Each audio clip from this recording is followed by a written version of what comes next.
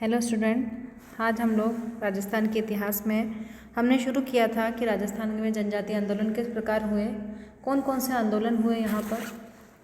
उसी में आपके कोर्स में है कि राजस्थान के जनजातीय आंदोलन में गोविंद गुरु और मोतीलाल तेजावत के योगदान के बारे में ये दो मुख्य टॉपिक हैं।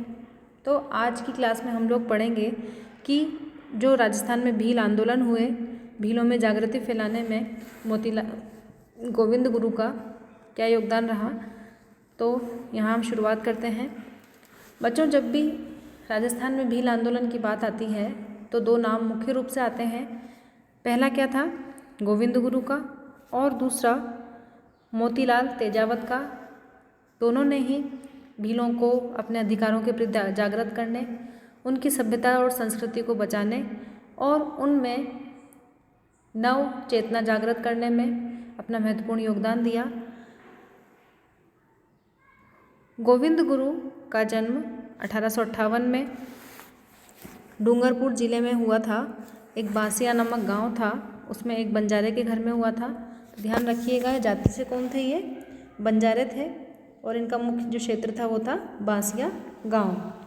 इन्होंने कोटा बूंदी अखाड़े के साधु राजगिरी को अपना गुरु बनाया और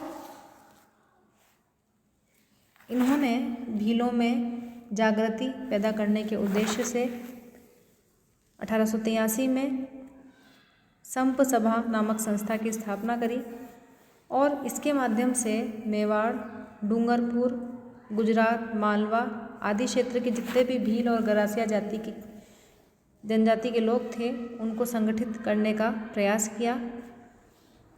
इन्होंने जिस संप सभा की स्थापना करी उसका अर्थ था लोगों को आपस में जोड़ने वाला, एकता स्थापित करने वाला, भाईचारा और प्रेम भाव सिखाने वाला एक संगठन, जिसका मुख्य उद्देश्य भीलों के मध्य और दूसरी जनजातियों के मध्य आपसी भाईचारा और प्रेम भाव का विस्तार करना था। इस संस्था ने अपनी स्थापना के साथ ही भील जाति के लिए 10 नियम बनाए, जिसमें मुख्य थे कि मांस खाने का निषेध करना होगा, शराब पीने का निषेध करना होगा, चोरी और डकैती करने का निषेध, स्वदेशी का प्रयोग किया जाएगा और यदि कोई भी भील जनजाति के ऊपर अत्याचार करता है तो उसका खुलकर प्रतिकार किया जाए, प्रतिरोध किया जाए। ये कुछ मुख्य नियम थे। इस तरह से गोविंद गुरु ने प्रारंभ में जब आंदोलन शुरू किया अंग्रेजी सत्ता के विरुद्ध, तो उन्होंने सबसे पहले प्रयास किया कि भीलों में एकता स्थापित की जाए। आंदोलन अंग्रेजों के विरुद्ध लड़ने के लिए उनमें आपस में एकीकृत संगठन की स्थापना की जाए और उनके जीवन में जितनी भी बुराइयां हैं वो उनको दूर करें। इन सब का प्रभाव यह पड़ा कि भील संगठित हुए। उन्होंने अपने बच्चों को विद्यालय भेजना शुरू किया, पढ़ाना शुरू किया। उनके सामाजिक जीवन स्तर में सुधार आया और उन्होंने अंग्रेज़ों को लाग बाग न देने और व्यर्थ में बेगार न करने और कोई कर नहीं देने के लिए उन्होंने गोविंद गुरु के समक्ष शपथ ली। स्वदेशी की यदि बात देखी जाए बच्चों गोविंद गुरु के संदर्भ में, तो उन्हें दयानंद सरस्वती से इस बात की प्रेरणा मिली कि स्वदेशी को अपनाकर देश प्रेम की भावना लोगों में फैलाई जाए। 1881 में जब दयानंद सरस्वती उदयपुर आए थे तब गुरु गोविंद का उनसे मिलना हुआ और उन्हीं ने गोविंद गिरी को यह इस बात के लिए प्रोत्साहित किया कि आदिवासियों में सुधार और स्वदेशी विचारधारा का विकास किया जाए। और इसी उद्देश्य से उन्होंने भगत आंदोलन या स्वदेशी आंदोलन का विस्तार किया।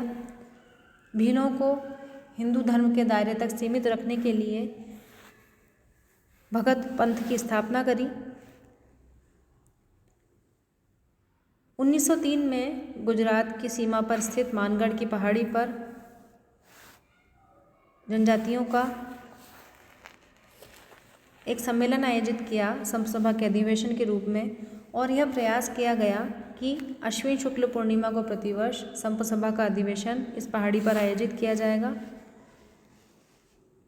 अपनी गतिविधियों को जारी रखने के लिए गोविंद गिरी ने डूंगरपुर के बेरसा गांव में ही अपनी धुनी स्थापित की और यहाँ से उन्होंने भीलों को आध्यात्मिक और जागृति पैदा करने वाली शिक्षा देना शुरू किया, लेकिन अंग्रेज़ों के प्रतिरोध के कारण उन्हें यह स्थान छोड़ना पड़ा और उन्होंने ईडर और राजस्थान के समीप गुजरात के क्षेत्रों में जाकर यह कार्य किया।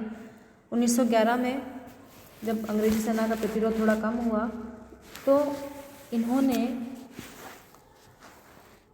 वापस से ही अपने क्षेत्र बेरसा में लौट आए और इन्होंने वहाँ पर वापस से अपनी धुनी स्थापित करके भगत पंथी आंदोलन शुरू किया। अब धीरे धीरे प्रत्येक क्षेत्र में धुनी स्थापित करके वहाँ की रक्षा के लिए कोतवाल नामक अधिकारी या धार्मिक मुखिया नियुक्त किए, जिनका कार्य क्या था कि एक तो धुनी की सुरक्षा करना और दूसरा विवादों का निपटारा करना, भीलों के मध्य जितने भी विवाद होते थे उनका निपटारा करना।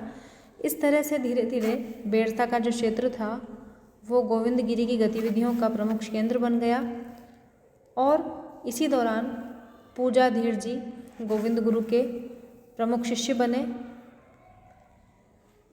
हमने पहले पढ़ा कि किस तरह से गोविंद गुरु ने यह निश्चय किया था कि प्रतिवर्ष अश्विन पूर्णिमा को मानगढ़ में संप सभा का अधिवेशन आयोजित किया जाएगा। तो इसी क्रम में जब 1913 में भीलों का एक सम्मेलन आयोजित किया जा रहा था तो उसी दौरान सैनिकों ने, अंग्रेजी सेना के सैनिक थे, मानगढ़ की पहाड़ी को घेरा और उस पहाड़ी को घेर करके जहाँ पर संप सभा का विशाल अधिवेशन आयोजित किया जा रहा था, सेना के द्वारा चलाई गई गोलियों से लगभग 1500 स्त्री और पुरुषों की मृत्यु हो गई। गोलियां चलाई गई उन पर और इस घटना को राजस्थान में भारत का दूसरा जलियांवाला बाग हत्याकांड के नाम से जाना जाता है।